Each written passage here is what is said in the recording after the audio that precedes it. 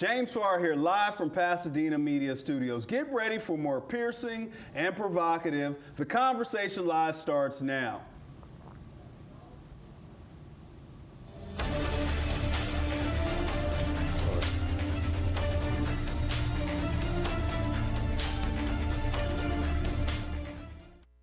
And welcome to another episode of The Conversation Live. The Conversation Live focuses on social justice, restorative justice, inclusion, and equality. Coming up today, we're going to have a critical and possibly uncomfortable conversation. In the seat today is Db Bedford. DB is an emotional intelligence consultant and coach, and he's going to have a critical conversation with us. We're going to talk about emotional intelligence. We also want to talk about this upcoming or impending impeachment that's looming in Washington, the Antonio Brown less than intelligent rant, as well as want to get some reaction to hear from DB about the Colin Kaepernick, Jay-Z NFL thing. We also want to talk a little bit more about his 30-day emotional intelligence challenge. But first, before we welcome DB in the seat, let's take a look at what's happening in Washington, D.C. The actions taken to date by the president have seriously violated the Constitution, especially when the president says, Article 2 says I can do whatever I want. For the past several months, we have been investigating in our committees and litigating in the courts, so the House can gather all the relevant facts and consider whether to exercise its full Article 1 powers, including a constitutional power of the utmost gravity, approval of articles of impeachment. And this week, the president has admitted to asking the president of Ukraine to take actions which would benefit him politically. The actions of the Trump presidency revealed the dishonorable fact of the president's betrayal of his oath of office, betrayal of our national security, and betrayal of the integrity of our elections. Therefore, today, I'm announcing the House of Representatives moving forward with an official impeachment inquiry. I'm directing our 6 committees to proceed with their investigations under that umbrella of impeachment inquiry. The president must be held accountable. No one is above the law. And welcome back. Now, before you guys get all up in arms, and I know this is a very charged event and things that are happening nationally, but I wanted to, again, frame this up. We're going to have a conversation about emotional intelligence. You're probably in your office, in your cubicle, in your car, around your kitchen table, and you're excited that the potential of President Trump being impeached. Let's first check in with and learn a little bit more about what emotional intelligence is, and then we'll welcome DB into the seat. Guilt. Well, guilt is a signal to the brain that you violated one of your own core values. But if you don't know that, right? Because your mind can't hold on to the emotion and the wisdom at the same time. Like, think about the last time you were pissed off about something that you're no longer pissed about, right? Why are you no longer pissed about it? More than likely it's because you learned something or you came up with a conclusion that allowed you to let that emotion go. So your mind biologically can't hold on to a lesson and emotion at the same time. But when people don't understand that, when they don't get this emotional intelligence, this INever Worry education, they suffer from their emotions because now they're just holding on to it instead of grabbing the wisdom that it was designed. So biologically, our emotions are designed to help us navigate through life, but we don't get taught that, and that's why I appreciate you, DB, for bringing that to the people. Man, that's what's up. Welcome back, DB, man. Thanks so much, for joining me, brother. Right on, man. You know, I enjoy our conversation every time we connect, every time we talk. I mean, you leave me with something, and so I wanted to invite you down, share some things with my audience. It's a lot happening out there, man. Yeah. It's a whole lot. Yeah. People are emotionally charged. I mean, they're like, Trump's getting impeached. Trump's getting impeached. You see it in the social space. So when we had this conversation today, I want to, kind of frame it up through the lens of how people show up, how those emotions show up, and really what emotional intelligence and kind of how it plays. And so when you're thinking about people reacting to Trump, and to what they may have heard in the news. How should that show up in the workplace? I mean, should you be running around the office slapping high fives? Or, I mean, is that good for your career? I mean, how do people deal with that? How should they deal with it, I should say?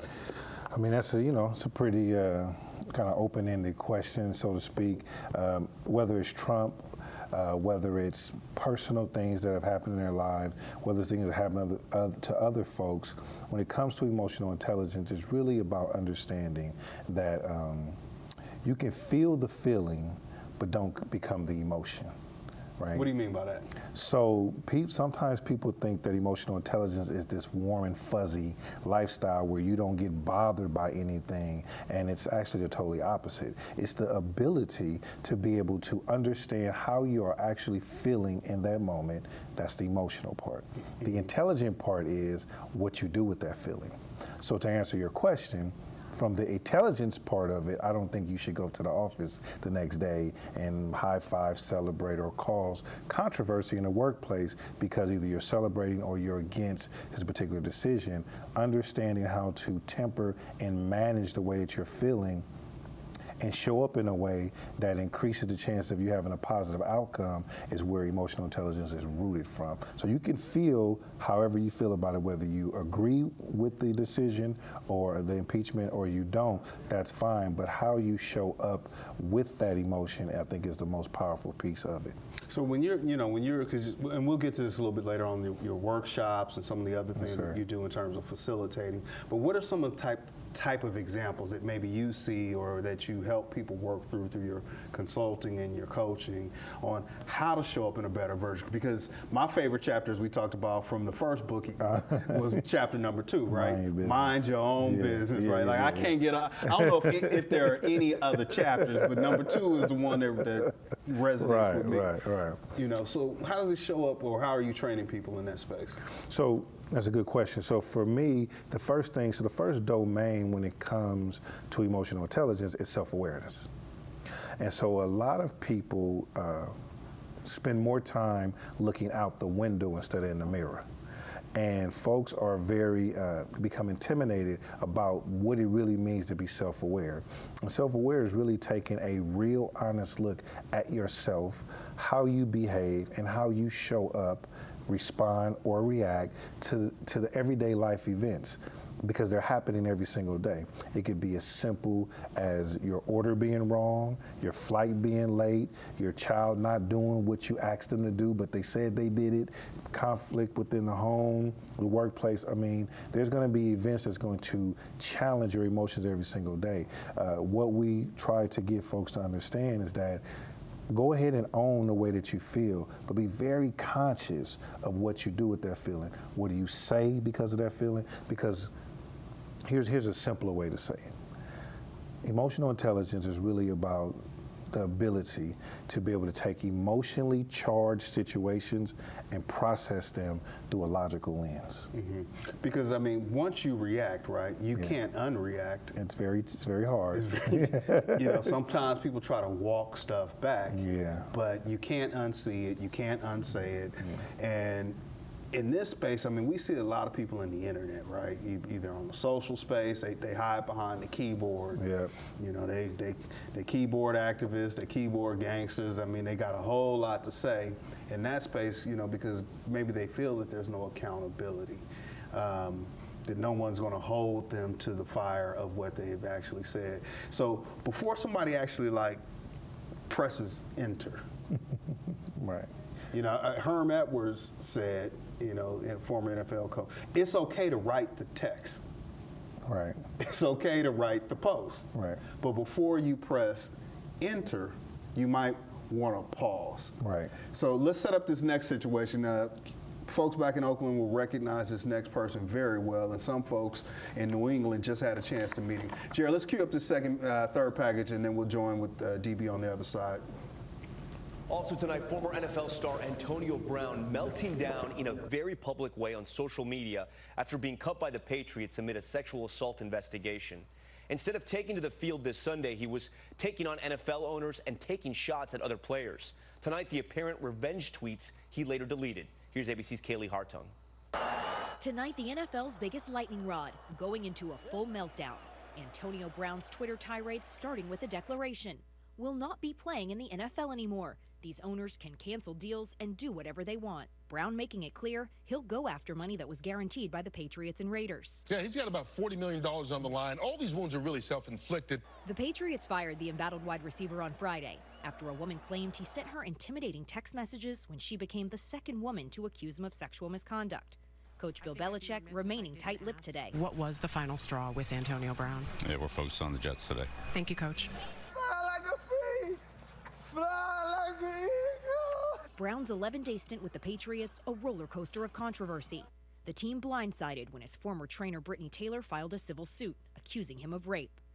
Brown denies all accusations of misconduct. Today, the football world lashing out. AB is saying this morning, I'm leaving football. He's not. Football's leaving him. After thanking the Patriots last Friday, Brown now burning bridges, tweeting a reference to owner Bob Kraft's charge of solicitation, taking a shot at former teammate Ben Roethlisberger, and even encouraging his fans' threats against a Sports Illustrated reporter. Brown later deleting the rants. It's irrational thinking, and I think he really needs some help. Now, as far as a general manager or a head coach, I would not touch him this year, next year, or ever. The NFL tells ABC News its investigation into the sexual misconduct allegations continues. And the Raiders and the Patriots say they can withhold Brown's money because he violated the terms of his contract. Tom? Kaylee Hartung for us tonight. Kaylee, thank you. Welcome back, DB. I mean, everybody in Oakland was talking about A.B. Brown and Antonio Brown and some folks in New England, wherever. I personally had never heard, because I don't watch football like that. But I had never heard of him before.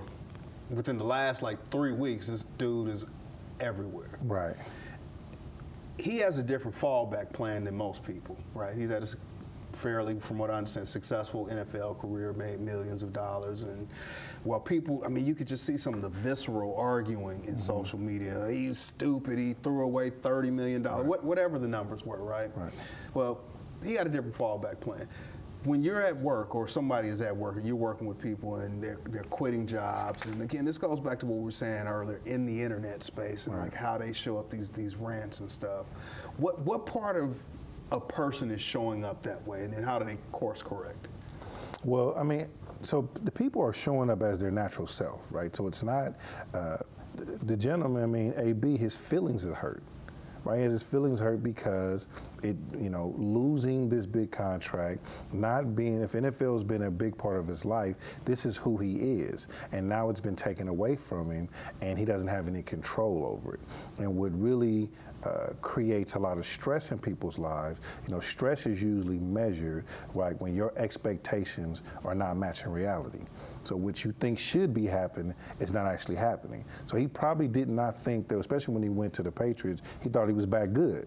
And then a short time later, I guess it was about a week or so, he's back in that same, so it's almost, he's like reliving this traumatized, experience again. And so it becomes emotionally charged. But it's self-inflicted, right? The second time, like he got a pass on the first one, right? Right. Now, how many people do you know? Right. I can say for myself included, I've screwed something up, got a pass, and then screwed up again, right? I mean, it's self-inflicted. He got over to another situation in New England, and then went back in on Twitter on another situation. Well, remember I said in the beginning, opening, there's 4 domains to emotional intelligence, but I go back to the self-awareness. He can't understand that it's self-afflicted if he's not self-aware.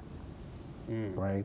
Remember I said so many people spend so much time looking out the window instead of in the mirror. He's spending his time blaming the NFL, other people. He is casting out this situation outwardly, but it all started inwardly. And until he sits back and think about what his contribution to this is, he'll never have peace with it. Narrowing it down to our everyday lives in the workplace, at home, with our colleagues or cousins, friends, or whatever, it's the exact same thing. If you're not conscious of how you show up around people, how you interact, how you respond to it, then you will always find yourself in the middle of some type of conflict. And if you find yourself always blaming someone else why you can't be or didn't get or having a certain feeling, then you're not exercising emotional intelligence, because the critical part about EI is owning your own space. You know, my wife and I had a conversation. She said she's never fired or terminated anybody. They always fire or terminate themselves. But then they turn around and blame her for the person. So is that what you mean? Like they're not looking at it through their... Yeah, they're looking out the window. Gotcha. Right, instead of in the mirror. And it feels better, right, we're talking about emotion, to blame you. Doesn't feel that well when I'm owning my own space, but it does feel better if I say that you're the reason why I didn't get on the show, or I didn't get to the airport on time, or whatever, when I am the one responsible. Like, I am responsible for how I act, no matter how I feel. I mean, it must take a lot of personal growth and being introspective to kind of come to that realization. Are most people open to it? Like, who wants to have those Band-Aids ripped off of them to just expose that, right. You know, like you're kind of flawed, because it seems like you got to be vulnerable to go into that space. You need to be a little vulnerable, but you'll be surprised how many people actually practice emotional intelligence. They just didn't know what to call it. You know, and you know, you mentioned a little bit earlier about not biting the hook. You know, and don't bite the hook is one of those critical pieces when you look at the world through the lens of emotional intelligence. This emotional intelligence community, people who are buying into this model, they get up every day and they look at the world through this lens. And when you understand the importance of not biting the hook, right? Imagine yourself fishing, fish out there minding their own business. They see something out there, they get on it, they get snatched out of their element, never to return, right? Because they didn't bit the hook. A lot of times it comes in with people being rude to you, things not happening the way you think they should be happening, whatever, that be that hook. And the minute you engage in it, it takes you down a path that seems to be very difficult for most people to get up out of, because they don't have the ability, they haven't learned this concept of being emotionally intelligent and kind of owning your space, or better yet, understanding their formula, which is like, and I adopted this from Jack Canfield, E plus R equals O, right? So the event plus your response equals the outcome. The event is something that we never have control over. Gotcha. Right? The response is what you have control over, and how you choose to respond will ultimately determine the outcome.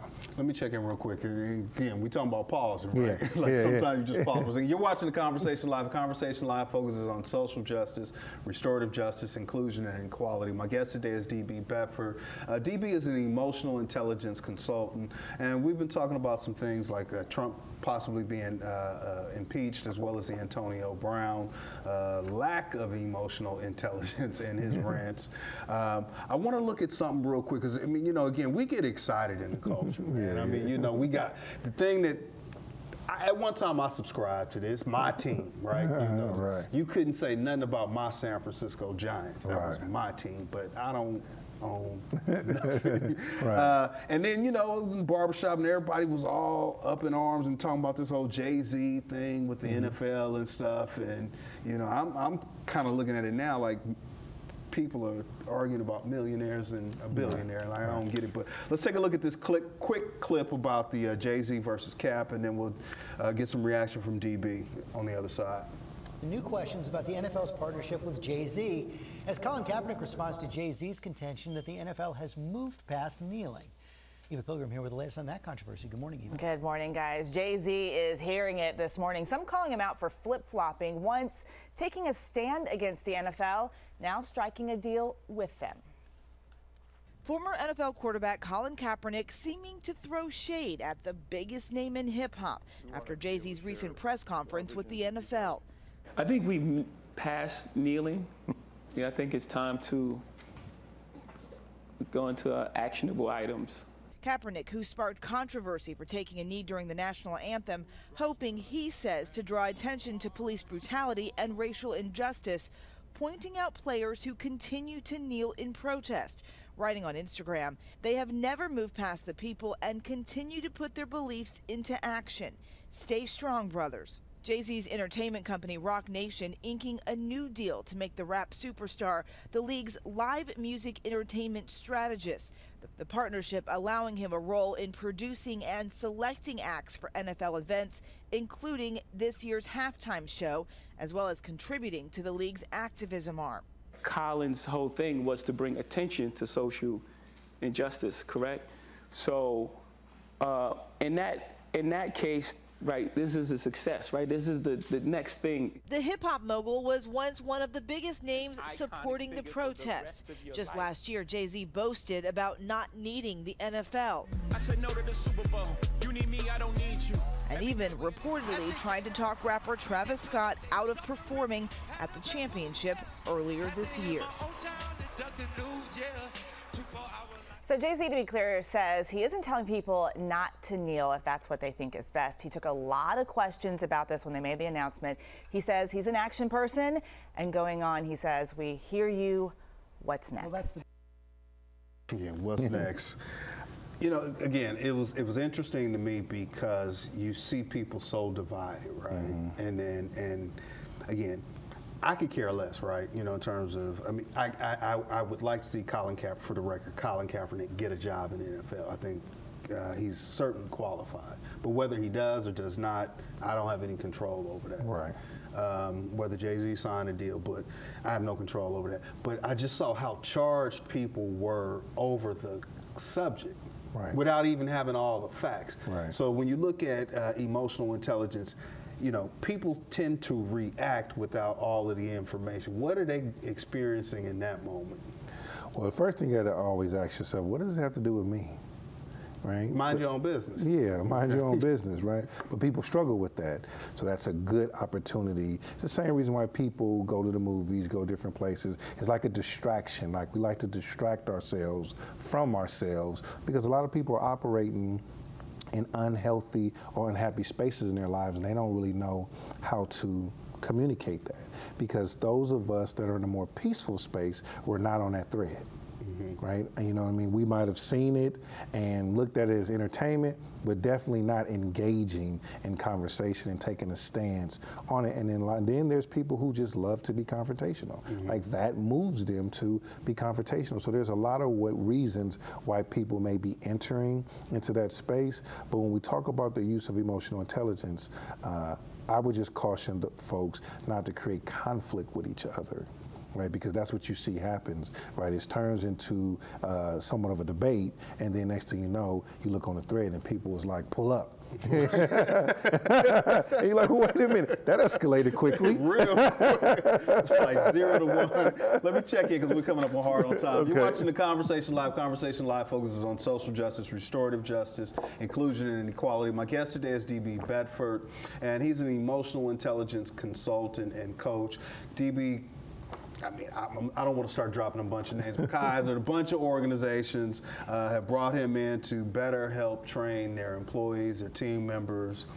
He does these emotional intelligence retreats, and you can tap into him, and we'll put it up in the comments at INeverWorry.com, how to get in contact with him. I want to just, you know, learn a little bit more about this 30-day emotional intelligence challenge that you do. But first I want to check in with someone who actually experienced it, give us some context, and then we'll get back to you on the other side of it. Right on.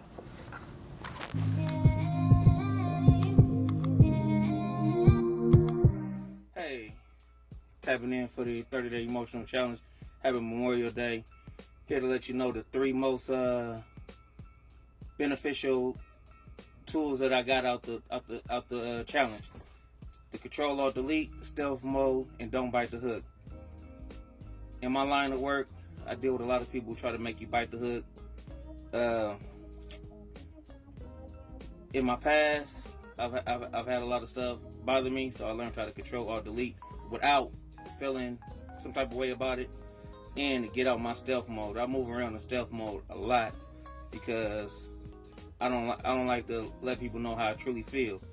Or I used to couldn't communicate without an angry undertone. So now that I learned how to communicate without the angry undertone, with the help of the challenge, life will be better. Salute. I appreciate it. Let's go.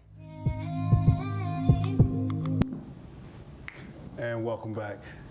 Man, that's what's interesting is this Control Alt Delete, stealth mode, and then kind of with this angry undertone.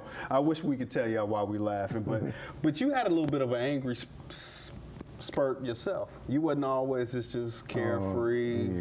You know, just life was easy and it's good. Sir. I mean, because you make it look real easy and good. And so I'll kind of power through it. I mean, you grew up in the deep East Oakland, I mean, deep Brookfield, and wasn't always, like I said, in this space. You had some experience with the criminal justice system, both in it and working for it. This 30-day challenge, like, how does that work?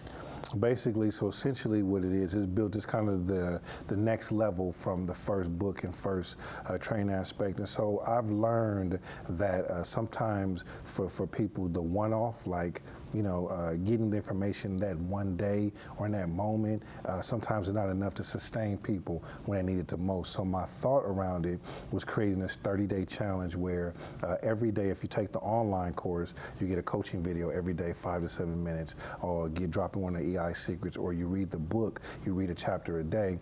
And the idea is that every day for 30 days, anything that you do consistently between 28 and 30 days kind of becomes a habit forming. And the goal is to keep you in a space of awareness so that you understand that emotional intelligence is real, and here's these nuggets that you can use to insert into those difficult situations that might arise, you know, during your day-to-day activities. So this is more of a mental exercise, self-awareness, self-exploration, and like you say, going to the gym. You know, you got to start somewhere. Absolutely. And putting these things into practice. What made you change? Consequences that I kept having from being the same. And so, you know, you grew up in Oakland, you know, you taught one thing: if there's a disagreement, you handle it one way, and that's with violence. But those responses would, you know, put me in unfavorable positions. And when you start to balance that against where you're really trying to go in life, or if you want something better for yourself, then you got to make adjustments. And so when I started applying these principles into my life and started getting success relatively fast, you know, being an ex-felon, then becoming a peace officer, having relationships with the judge who once put me in jail, and all these other things that were happening to me, I knew it was a powerful thing that I had to get out here and share with the world. We're going to park it right there, DB. Again, my guest has been Db Bedford, emotional intelligence consultant, INeverWorry.com. Make sure you look him up, like his page, check in with him. If you want to have him come to your organization, to work with you, I encourage you to do it. It definitely helped me, and I know several organizations that have hired this brother and brought him in. Again, DB, thank you so much, man. Thanks for having me, bro. It's always, and we could do this so much longer. Absolutely. We're just getting warmed up. I'm like, time's up already? Time is up. Yeah, you're watching The Conversation Live. I'm your host, James Farr. The Conversation Live focuses on social justice, restorative justice, inclusion, and equality. Until we have another opportunity to speak with you, as always, agape. Oh, man.